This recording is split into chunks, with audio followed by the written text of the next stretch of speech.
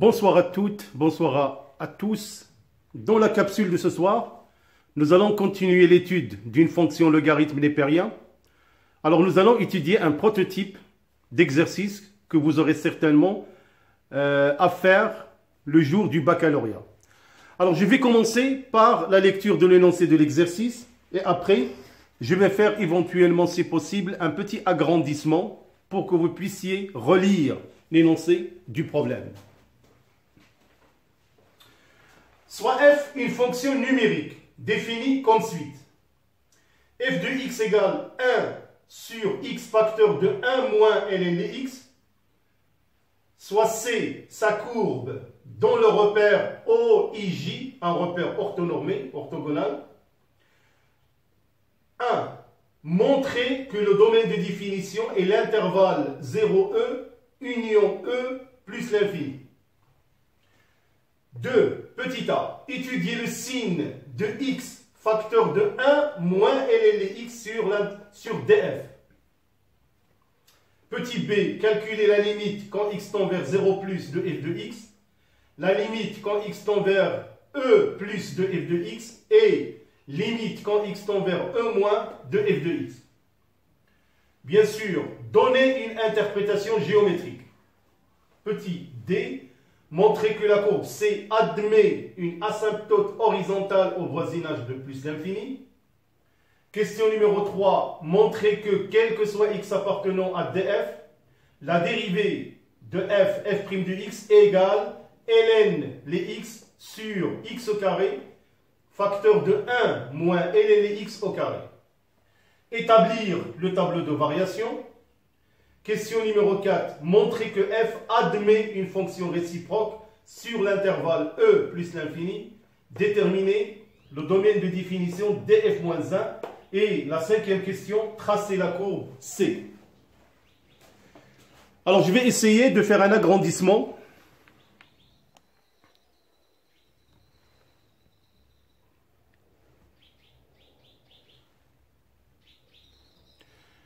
Alors voilà, soit f une fonction numérique définie comme suite. Donc vous pouvez faire la suite de la lecture de l'énoncé du problème.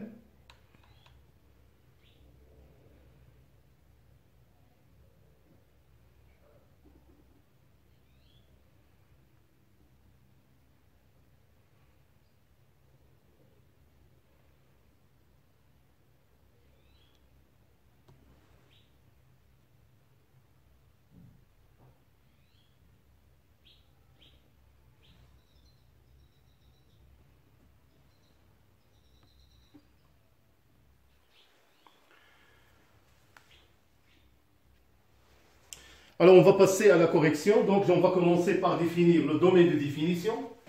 Alors, df, c'est l'ensemble des x appartenant à R, tel que le dénominateur est différent de 0.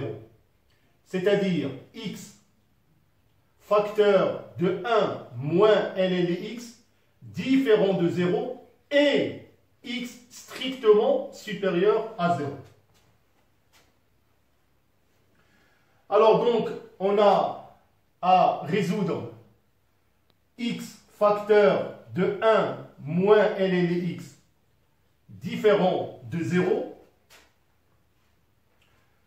c'est-à-dire x supérieur strictement à 0, ou est 1 moins ln de x est différent de 0, x strictement supérieur à 0, et 1 différent de ln de x, c'est-à-dire que E est différent de x. Alors, donc le domaine de définition, df est égal à l'intervalle 0E union E plus l'infini. Donc, c'est le domaine de définition. Alors après, on va démontrer le signe de x facteur de 1 moins ln de x sur le domaine de définition. Alors, on va déterminer le signe de x facteur de 1 moins ln de x sur df. Alors, pour tout x appartenant à df, on a x est supérieur strictement à 0. Alors, il reste seulement à définir le signe de 1 moins ln x. Alors, 1 moins ln x, il s'annule pour x égale à e. Nous allons tout simplement établir le tableau de signes. Alors, pour x, il est toujours positif. 1 moins ln x s'annule pour x égale à e. Donc, signe moins à droite, plus à gauche. Alors, pour le produit, donc plus, moins. Alors, sur l'intervalle 0, e, x facteur de moins ln x, il est positif. Sur l'intervalle e plus l'infini, il est négatif. Alors maintenant, on va passer pour calculer les limites demandées. Alors, on va calculer la limite quand x tend vers 0 plus, c'est-à-dire à droite de f de x, égale à la limite quand x tend vers 0 plus de 1 sur x facteur de 1 moins ln x. Alors, je vais simplifier, qui est égal à la limite quand x tend vers 0 plus de 1 sur x moins x ln x. Alors, on sait déjà, on a déjà une limite usuelle. Limite quand x tend vers 0 plus de x ln x est égal à 0. Alors, ce qui fait que la limite quand x tend vers 0 de 1 sur x moins x ln x est égale à la limite quand x tend vers 0 plus de 1 sur x, 1 sur 0 plus, qui est égal à plus l'infini. Donc, cette limite est plus l'infini. Alors, comme interprétation géométrique, la courbe C admet une asymptote verticale d'équation x égale à 0.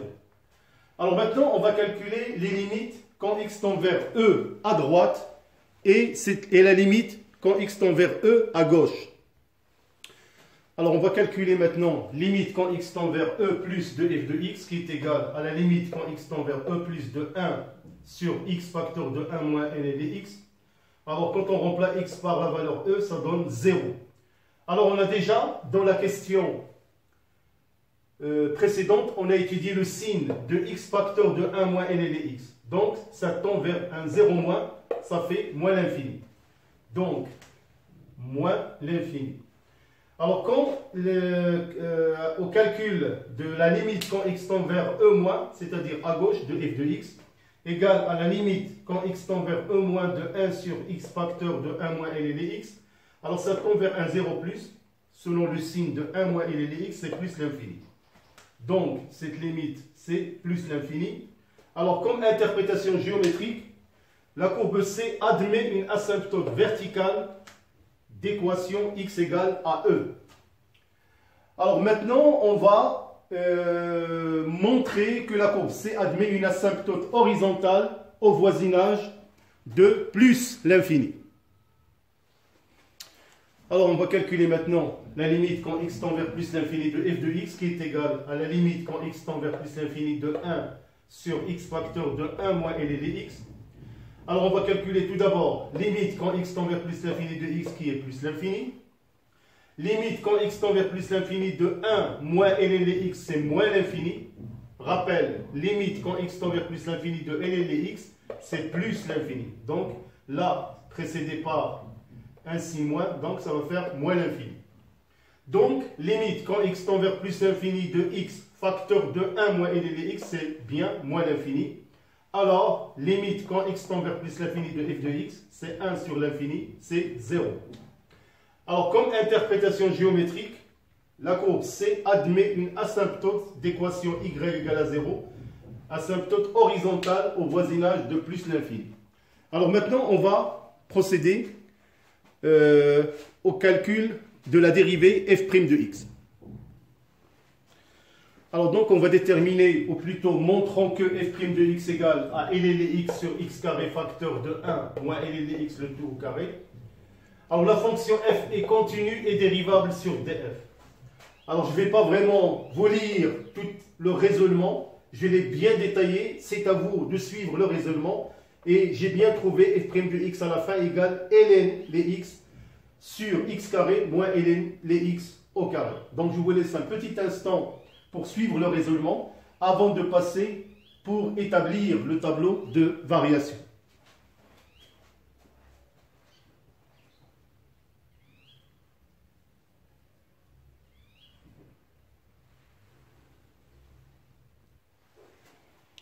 Alors donc le tableau de variation de f. Alors on a déjà f' de x égale ln(x) sur x carré facteur de 1 moins ln(x) au carré. Donc le dénominateur est positif. Donc le signe de f' de x est celui de ln(x) sur l'intervalle 0,1, 1e plus l'infini. Alors bien sûr, ça on le sait, pour le signe de ln(x), on sait déjà que ln(x) dans l'intervalle 0,1 il est négatif. Et dans l'intervalle 1 plus l'infini, il est positif, ce qui donne le tableau de variation suivant. Alors maintenant, on va montrer que la fonction f admet une fonction réciproque sur l'intervalle e plus l'infini. Alors maintenant, on va définir que la fonction f a une fonction réciproque sur l'intervalle e plus l'infini. Alors, la fonction f est continue et strictement croissante sur l'intervalle e plus l'infini. Alors, elle admet une fonction réciproque f-1. Le domaine de définition df-1, c'est quoi? C'est l'image de l'intervalle e plus l'infini qui est égal à l'intervalle limite x tend vers e plus de f de x, limite quand x tend vers plus l'infini de f de x, qui est bel et bien l'intervalle moins l'infini 0. Que vous pouvez tout simplement le déduire du tableau de variation. Alors la dernière partie de cette fonction, ou la dernière question, c'est le tracé de C. Alors donc voilà le tracé de la courbe, comme vous pouvez le remarquer. Alors déjà, on peut revenir au tableau de variation pour voir que la droite d'équation x égale à e est une asymptote verticale. La droite d'équation y égale à 0, qui est l'axe des abscisses, est une asymptote horizontale. Remarquez ici que la courbe, il a une tangente horizontale. Pourquoi? Tout simplement, si on calcule f' de 1, vous allez trouver égal à 0. Et comme interprétation, alors au point d'abscisse x0 égale à 1, la courbe admet une tangente horizontale. Donc c'est la partie la plus importante. Alors je vous demande bien sûr de refaire l'exercice. Il n'apportera certainement pour vous que du positif pour mieux connaître l'étude d'une fonction logarithme. Voilà, je vous remercie et je vous donne rendez-vous bientôt pour une autre étude de fonction logarithme népérien. Bonne soirée.